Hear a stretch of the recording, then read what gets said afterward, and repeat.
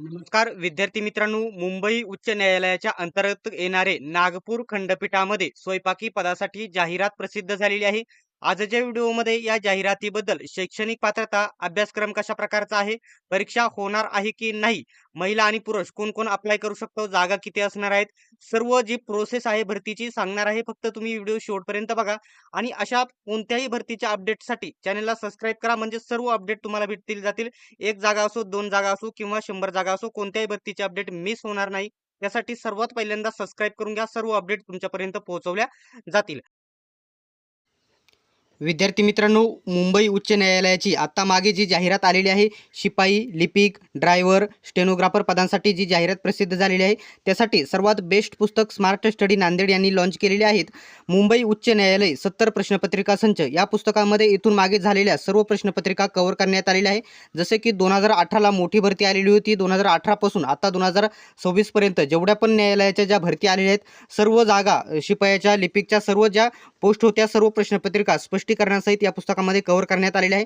नेहमी प्रश्न 100% रिपीट होतात, त्याच्यामुळे या 100% पुस्तकांचा तुम्हाला या पुस्तकाचा फायदा होईल. दोनही जी पुस्तके आहेत ना, हे पुस्तक सर्वत्र महाराष्ट्रामध्ये उपलब्ध आहेत. नक्की खरेदी करा. 100% तुमचं सिलेक्शन होणार आहे, जास्तीत जास्त स्कोर होणार आहे या पुस्तकामार्फत. त्या जवळच्या पुस्तक विक्रेत्याकडून नक्की ही पुस्तके तुम्ही खरेदी करून घ्या.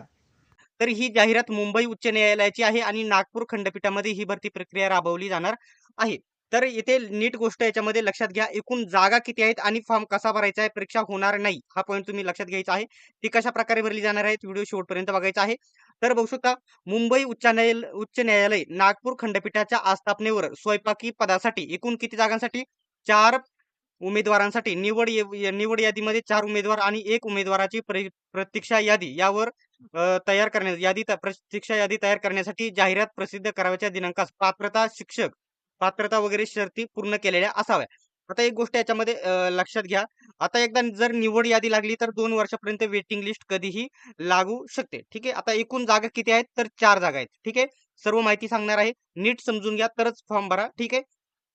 थोड्या स्पीडमध्ये सांगेल कारण व्हिडिओ खूप मोठा होतो. आता याचा पेमेंट येस लेव्हल 3चं पेमेंट आहे.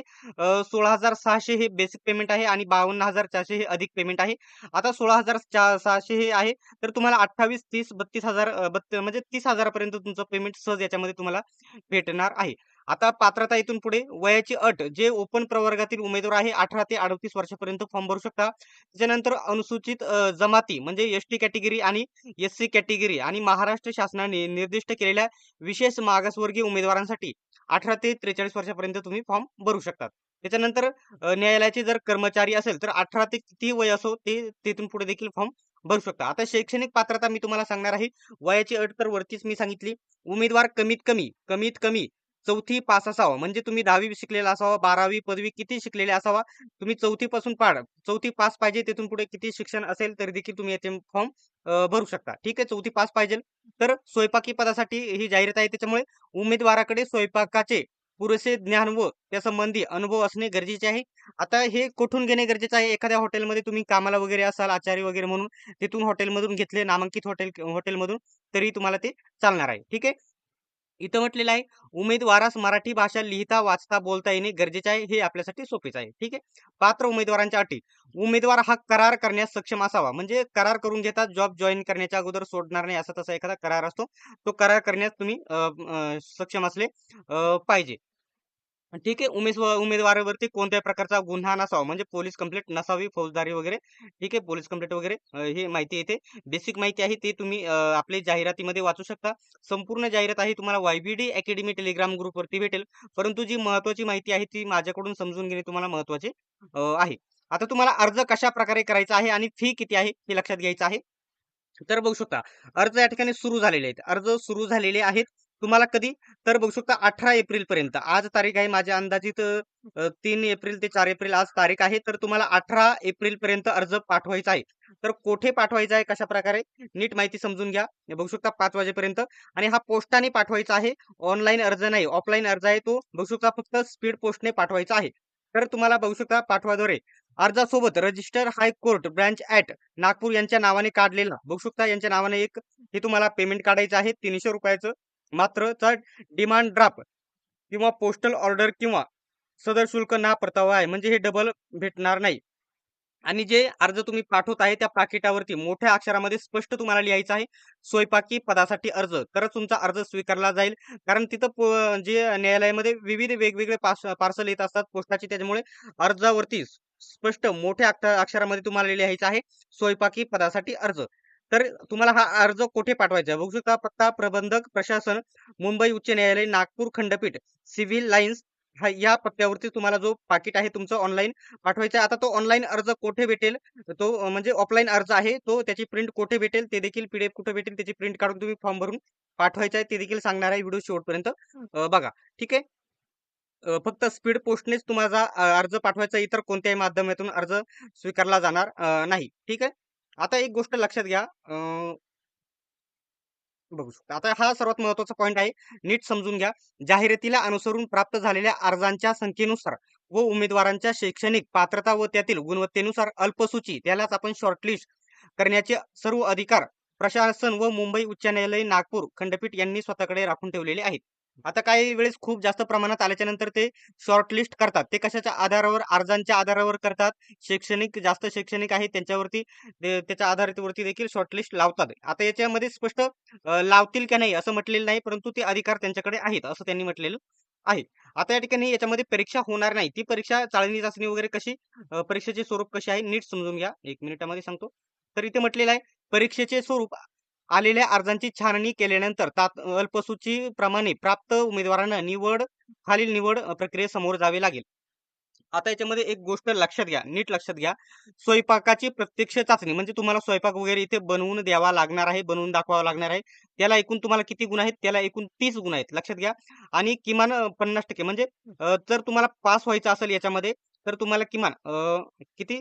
तर 15 गुण मिळवणे गरजेचे आहे. ही किमान गुण आहे. त्याच्यानंतर शारीरिक क्षमता तिथे या ठिकाणी काही साहित्य वगैरे उचलणे वगैरे हे स्वयंपाकाचे, त्याला एकूण 10 गुण. त्याला शारीरिक क्षमता चाचणी म्हटली जाते. त्याला 10 गुण. आणि तोंडी परीक्षा तुमची होईल एकूण 10 गुणांची. ठीक आहे. अशा प्रकारे एकूण हे 30 आणि हे 10-10 अशा प्रकारे 50 गुणांची तुमची फायनल निवड यादी केली जाईल. आता त्याच्यावरती मेरिट किती लागते, कट ऑफ किती लागते ते त्याच्यावरती आधारित राहणार आहे. ठीक आहे. हे सांगितलं तुमच्या निवडीच्या बाबतीत. उमेदवारांवर ते विचार केला जाणार नाही. आता बाकीच्यांचा विचार केला जाणार नाही. म्हणजे या ठिकाणी जर आता पहिल्यांदा काय होणार आहे, तुमची स्वयंपाकाची चाचणी आहे. याच्यामध्ये जर तुम्हाला 15 पेक्षा कमी गुण मिळाले, तर तुम्ही या पुढच्या 2 परीक्षा शारीरिक क्षमता चाचणी आणि तोंडी तुम्हाला देता येणार नाही. तुम्ही येथेच अपात्र केला जाल. ठीक आहे. इथं पुढे तुम्हाला घेतले जाणार नाही. ठीक आहे. ॲडमिट कार्ड हे ईमेलद्वारे परीक्षेवेळी उमेदवाराला पाठवण्यात येईल. म्हणजे डाउनलोड करण्याचा फंडा ठेवला नाही. डायरेक्टली ते ईमेलद्वारे तुम्हाला पाठवून देणार आहेत. ठीक आहे. आता ठीक आहे. इथं काय म्हटलेलं आहे? आता इथून खाली कागदपत्र आहे. उमेदवारांनी अर्जासोबत खालील नमूद दाखल्यांप्रमाणे प्रमाणपत्रांच्या सोयीप्रमाणे सेल्फ अटेस्टेड केलेल्या छायांकित प्रती सादर करावेत. म्हणजे जेवढे आता ही कागदपत्रांचा तुम्ही स्क्रीनशॉट काढून घ्या. यांच्या छायांकित प्रती तुम्हाला पाठवायच्या आहेत. म्हणजे बघू शकता 1 ते 4 कागदपत्रांच्या इथे का जर इथे तुम्ही स्क्रीनशॉट काढा. जन्माच्या पुराव्याच्यासाठी दाखला, शाळा सोडल्या दाखला, जन्म प्रमाणपत्र, एस-एस-सीचे बोर्ड प्रमाणपत्र याच्यापैकी काही तुम्हाला चालणार आहे. सगळे झेरॉक्स स्वरूपात पाठवायचे आहे. आणि आता 4थी 10वी आता काही उमेदवार तुम्ही म्हणशील की माझ्याकडे 4थीचं नाही, तरी 4थीचं नसेल तरी चालणार आहे. फक्त तुम्ही 10वी आता 10वी शिकले असेल तर तुम्ही 10वी 12वीचं देखील तुम्ही इथे जोडून द्या. 4थीचं नसेल तरी चालेल. ठीक आहे. आता ही 4 पर्यंत तुम्ही झेरॉक्स स्क्रीनशॉट काढा.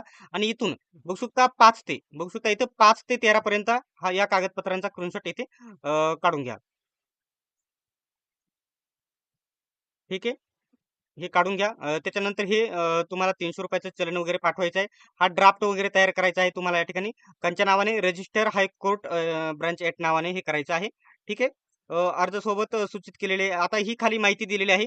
बघू शकता 4थीचं नसेल तरी ते म्हणजे अशा क्रमाने जोडायचं आहे. तुम्ही पहिल्यांदा हे जोडायचं आहे.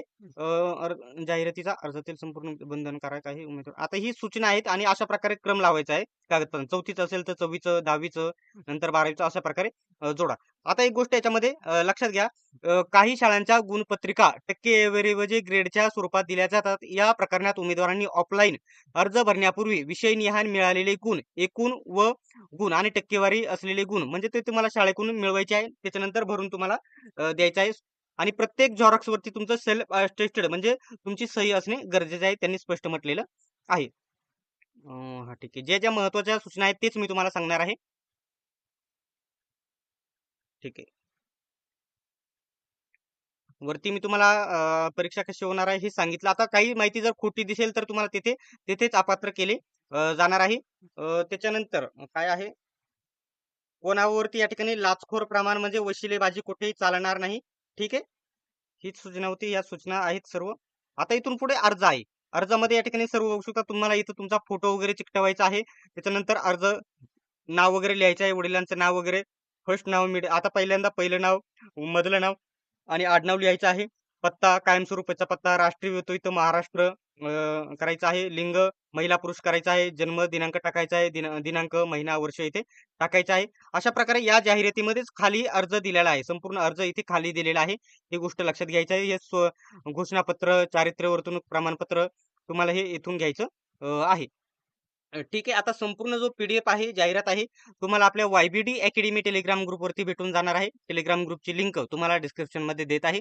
सर्वांनी व्हिडिओ शेवटपर्यंत बघितल्याबद्दल धन्यवाद. भेटूयात आपण नेक्स्ट व्हिडिओमध्ये.